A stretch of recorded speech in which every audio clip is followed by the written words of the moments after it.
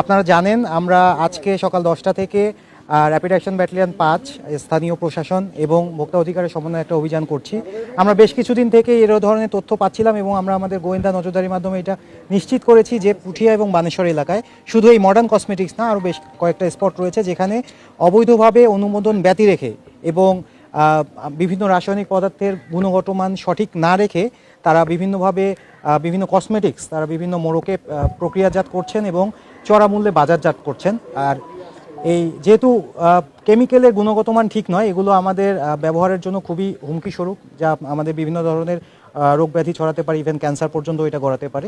তো আমরা সকল আমাদের স্থানীয় প্রশাসনের সাথে সমন্বয় করে আমরা এই অভিযানটা আজকে করেছি।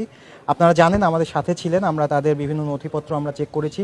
আমরা যেগুলো ঠিক পেয়েছি আর কিছু জিনিস আমরা ব্যত্যয় পেয়েছি, যেমন বিএসটিআই অনুমোদন ব্যতি রেখে দু একটা জিনিস এখানে তৈরি করা হচ্ছে বা কেমিক্যালের গুণাগুণ ঠিকভাবে দেওয়া হচ্ছে না এবং ওজনেও কিছুটা বা মোড়কীকরণেও কিছুটা তারতম্য রয়েছে। তো আমাদের অভিযানটা চলমান রয়েছে। আমাদের সাথে এখানে এসি ল্যান্ড পুঠিয়া রয়েছেন, ভোক্তা অধিকারের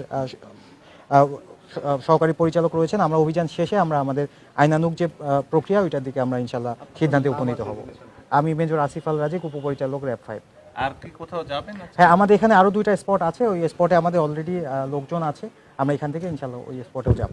তো আপনাদের মাধ্যমে দেশবাসীর কাছে, রাজশাহী তথা সকল দেশবাসীর কাছে আমরা মেসেজ পৌঁছে দিতে চাই, এইভাবে এই সামান্য লাভের আশায় কিছু অসাধু ব্যবসায়ী চক্র যাতে এই ধরনের ভেজাল কেমিক্যাল দিয়ে আমাদের এই সেন্সিটিভ যে কসমেটিকগুলো এগুলো যাতে তৈরি না করে, এবং আমাদের সবাইকে জনসাধারণকেও সচেতন হতে হবে যাতে আমরা এগুলো ব্যবহার থেকে আমরা নিজেদেরকে বিরত রাখতে পারি।